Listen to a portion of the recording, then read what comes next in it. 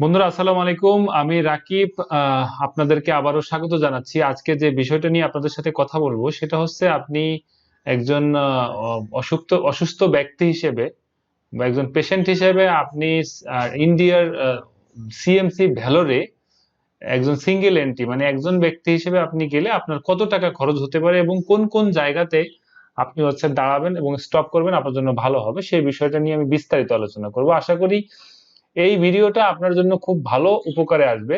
So আপনি যদি আমার এই চ্যানেলে নতুন হয়ে থাকেন তাহলে অবশ্যই সাবস্ক্রাইব করে নেবেন এবং চ্যানেলের বেল আইকনটা ক্লিক করে দিবেন। আর যদি সাবস্ক্রাইব করে থাকেন তাহলে ভিডিওটা শেয়ার করে দিবেন, অনেক মানুষের উপকারে আসবে। সো বন্ধুরা, শুরু করা যাক। প্রথমে আমি এখন শুধু কস্টটা বলছি। প্রথমে আপনি যেটা করছেন, অলরেডি পাসপোর্ট করে নিয়েছেন। সো পাসপোর্ট করে নেওয়ার পরে আপনি ভিসার জন্য আবেদন করেছিলেন, ভিসাও আপনার হয়ে গেছে, সেটা বাই ইয়ার হোক কিংবা বাই রুট হোক। আজকে আমি দেখাবো হচ্ছে কি বাই রুটে, বাট বাই ইয়ারটাকে আপনি এখান থেকে মিলিয়ে নিতে পারবেন। সো বাই রুটে আপনি তারপরে যেটা করতে হবে, আপনি ভিসা করে নিয়েছেন, তারপর আপনি মেডিকেল যে অ্যাপয়েন্টমেন্ট, যেখান থেকে হচ্ছে কি মেডিকেল অ্যাপয়েন্টমেন্টের যে হসপিটাল, সিএমসি ভেলোরে হসপিটালে যে ডাক্তারকে দেখাতে যাচ্ছেন, সেই অ্যাপয়েন্টমেন্টটা আপনি নিয়ে নিয়েছেন। এই অ্যাপয়েন্টমেন্ট নিয়ে তারপর হচ্ছে পাসপোর্ট কিভাবে করা টোটাল ভিডিওগুলোই চ্যানেলে আছে। আপনি সেজন্য যেটা করবেন, চ্যানেলে যাবেন, চ্যানেলে গিয়ে প্লেলিস্টে যাবেন, প্লেলিস্টে গিয়ে দেখবেন যে ইন্ডিয়ান মেডিকেল ট্রিটমেন্ট, ওখানে আপনি সমস্ত ভিডিওগুলো পাবেন। সো এইবার আমাদের ভিসা করা শেষ, ভিসা পাওয়া শেষ। এবার আমাদের কি কোন জায়গায় খরচ হতে পারে সেটা আমি আপনাদেরকে বলছি। প্রথম হচ্ছে সিঙ্গেল এন্ট্রির জন্য আপনাকে একটা ভ্রমণ ট্যাক্স দিতে হয়। সেটা আপনি সোনালী ব্যাংকে গিয়ে আপনি বলবেন যে আমি ইন্ডিয়াতে চিকিৎসার জন্য যাচ্ছি, সো ভ্রমণ ট্যাক্সের জন্য আমাকে একটু হেল্প করেন। সো তারা আপনাকে একটা ভ্রমণ ট্যাক্স, সেটা 400 থেকে 500 টাকার ভিতরে আপনাকে হচ্ছে গিয়ে একটা ট্যাক্সের জন্য একটা টাকা জমা দিতে হবে ব্যাংকে। সেই স্লিপটা আপনি আপনার কাছে রাখবেন। Number one. নাম্বার টু, আপনি পাসপোর্টে ডলার এন্ডোর্সমেন্ট করে নেবেন। সো ডলার এন্ডোর্সমেন্টের জন্য কোথায় আপনাকে যেতে হবে? আপনি যেখানে মানি এক্সচেঞ্জ আছে, মানি এক্সচেঞ্জে আপনার পাসপোর্টটা নিয়ে যাবেন, নিয়ে যেয়ে বলবেন আমার ডলার ইনভেস্টমেন্টটা করে দেওয়ার জন্য। সো ওরা আপনাকে ডলার ইনভেস্টমেন্ট করে দিল। সো এটাও হয়ে গেল, দ্বিতীয়টা হয়ে গেল। 3 নাম্বার যেটা করতে হবে, আপনি এবার যাবেন, যাত্রা শুরু করবেন। যদি বাই ইয়ার হয়ে থাকে তাহলে আপনি বাই ইয়ারে, যদি আপনি সরাসরি ঢাকা থেকে কলকাতাতে যান কিংবা ঢাকা থেকে চেন্নাই যান, আপনাকে যেতে হবে সিএমসি তে, তার মানে আপনাকে যেতে হবে চেন্নাইতে। সো আপনার কলকাতা ড্রপ দরকার নাই এয়ারপোর্ট ইয়াতে, বাই ইয়ারে গেলে। সো আপনি কলকাতা ড্রপ করলে হয়তো টাকা কিছুটা কমতে পারে, বাট আপনি এখান থেকে কলকাতা গেলেন, কলকাতা থেকে আবার এরকম গেলেন, যদি আপনি কস্ট কমাতে চান সেটাও করতে পারেন। সো বাই রুটে যদি যান, এখান থেকে আপনি চলে যাবেন বেনাপোলের গাড়িতে, বেনাপোলে, ঢাকা থেকে বেনাপোল। সো আমরা যদি একটু দেখি চেক করে যে ঢাকা থেকে বেনাপোলের ভাড়াটা কত, সেক্ষেত্রে আপনি যেটা করবেন, টিকিটটা যেভাবে কাটবেন সেই এই টিকিটের ভিডিওটা আপনি আমার চ্যানেলে আছে, আপনি দেখে নিতে পারেন। সো আপনাকে কোথায় যেতে হবে? পরিবহন.com। এই পরিবহন.com এ গিয়ে আপনি সরাসরি কি করবেন, ই টিকেটিং এ যাবেন। সো ই টিকেটিং এ গেলে এখানে দেখবেন এই এরকমটা আসবে, গ্রিন লাইন চলে আসছে, পরিবহন.com। শুধু পরিবহন.com এ যাবেন।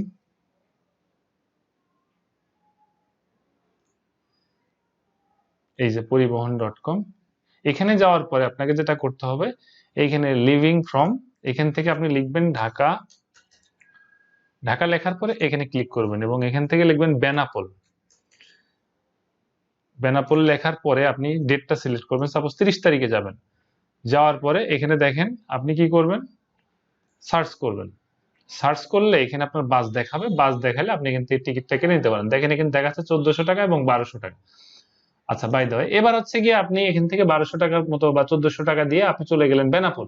বেনাপোলে গিয়ে আপনি যে সে ভ্রমণ ট্যাক্স দিচ্ছেন, সেই ট্যাক্স পেপার সহ আপনার এখানে কাস্টমসে আপনার কাগজপত্রগুলো চেক করে আপনাকে ছেড়ে দেবে। এখন ডলার নিয়ে যাবেন কি করে চিকিৎসার জন্য, সেটা যেটা করণীয়, মানি এক্সচেঞ্জ থেকে আপনি টাকাকে ডলারে কনভার্ট করে নিয়ে যেতে পারেন এবং সাথে 1010 টাকার মতো রুপি নিয়ে যাবেন, কারণ ইন্ডিয়াতে তো আর টাকা চলে না। এটা গেল এক। নেক্সট হচ্ছে আপনি যখন কলকাতা ইন্ডিয়ার বেনাপোল পার হয়ে গেলেন, পার হয়ে যাওয়ার পরে আপনাকে যেটা করতে হবে, আপনি সরাসরি দমদমে থাকতে পারেন কিংবা নিউ মার্কেটে থাকতে পারেন। আবার আপনি যদি ঢাকা থেকে সরাসরি গ্রিন লাইন যায় কলকাতা, এখানে কিন্তু মাঝখানে একটা, ওরা যেটা করে বেনাপোলে নামাই দিবে, নামাই দেওয়ার পর আপনার কাস্টম চেক হবে, চেক হওয়ার পর উপর থেকে আবার আপনাকে নিউ মার্কেট, ওদের লাস্ট স্টপেজ, এই পর্যন্ত আপনার কাছে 2000 টাকা ভাড়া নিবে।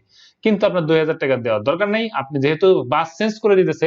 সো আপনি এখান থেকে সরাসরি 1200 টাকা বা 1400 টাকার গাড়িতে ওখানে যে, ওখান থেকে আপনি মাত্র 20 বা 40 টাকা, সর্বোচ্চ 100 টাকাই নয় নিবে, সেটা দিয়ে আপনি সরাসরি দমদম কিংবা নিউ এয়ারপোর্ট মানে নিউ এটা ইয়াতে এখানে আছে new market, I am sorry new airport বলে ফেলছি, নিউ মার্কেট এলাকায় অনেক হোটেল আছে, সেখানে আপনি স্টে করতে পারেন। এখানে হোটেল ভাড়া মোটামুটি 500 টাকার মতো লাগবে। সো এখানে এটাকে হোল্ড করার পরে আপনি ওখান থেকে আবার এয়ারপোর্টের জন্য যাওয়া শুরু করতে পারেন। এয়ারপোর্ট ওখান থেকে খুব কাছে, এয়ারপোর্টে আপনি ধরে নেন 200 টাকা লাগতে পারে।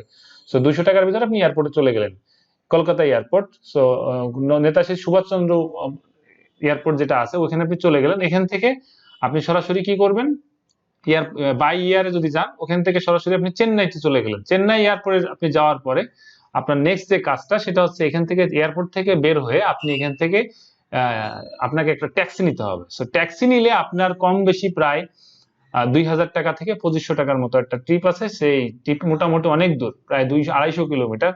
সো ওখান থেকে বললেই হবে যে আমি সিএমসি ভ্যালোর হসপিটালে যাব। ওখানে যাওয়ার পরে আপনাকে যেটা করতে হবে, সেক্ষেত্রে আপনি ওখান থেকে 2-2.5 টাকা দিয়ে আপনি সরাসরি চলে গেলেন ইয়াতে সিএমসিতে যাওয়ার পরে আপনি আগে বন্ধুরা হোটেলে উঠে যাবেন।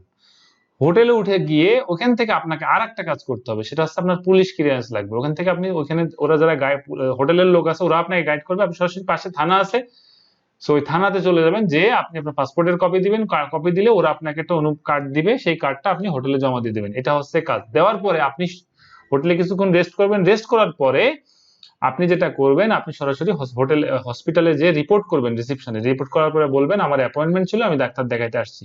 তবে একটা জিনিস আপনাদেরকে বলে রাখি, যারা সিএমসি ভ্যালোরে ট্রিটমেন্টের জন্য যাবেন অবশ্যই কি করবেন, আগের থেকে অ্যাপয়েন্টমেন্ট নিয়ে যাবেন। অ্যাপয়েন্টমেন্ট ছাড়া ওইখানে যাবেন না, এবং একটু সময় নিয়ে যাবেন। কারণ আপনি জানেন না, আমাদের বাংলাদেশে যেটা হয়, নিজের দেশকে ছোট করতে লজ্জা লাগে, কারণ হচ্ছে নিজের উপরই তো বর্তায়।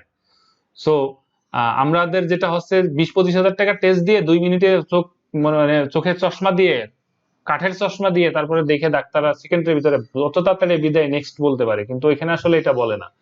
ওইখানে আপনার ততক্ষণ পর্যন্ত ডায়াগনোসিস চলতে থাকবে যতক্ষণ পর্যন্ত আপনার রোগ আইডেন্টিফাই না হবে। সো রোগ আইডেন্টিফাই হলেই তারপরে আপনার ট্রিটমেন্ট হবে, বিষয়টা এরকম। সো একটু সময় নিয়ে যাবেন। সো একটা জিনিস আপনাদেরকে বলে রাখি, একটা আইডিয়া দিয়ে রাখি, যদি একজন ব্যক্তি, আপনি সিঙ্গেল ব্যক্তি যদি আপনি যান, শুধু বিমান ব্যবহার করবেন কোথা থেকে, কলকাতা থেকে চেন্নাই পর্যন্ত। সেই চেন্নাই পর্যন্ত কলকাতার একজনের ফেয়ার কম বেশি প্রায় 8,000 টাকা। 8,000 বা আগের থেকে যদি টিকিট কেটে রাখেন তাহলে 7 থেকে 8,000 টাকা এরকম ফেয়ার হবে। তাহলে যাওয়া আসা 14,000 টাকা।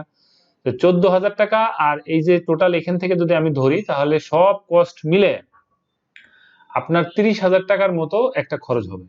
30,000 টাকা হচ্ছে যাওয়া আসা খরচ একজনের। আপনি ধরে নিতে পারেন যে আপনি যদি একবার বিমান ব্যবহার করেন, মানে একটা জায়গা যদি বিমান ব্যবহার করেন, যদি বাই ইয়ার না হয়, মানে ঢাকা থেকে আপনি বিমানে না ওঠেন, তাহলে আপনার 30,000 টাকার ভিতরে আপনি সিএমসি ভেলোরে পৌঁছে যেতে পারবেন, যাওয়া আসা।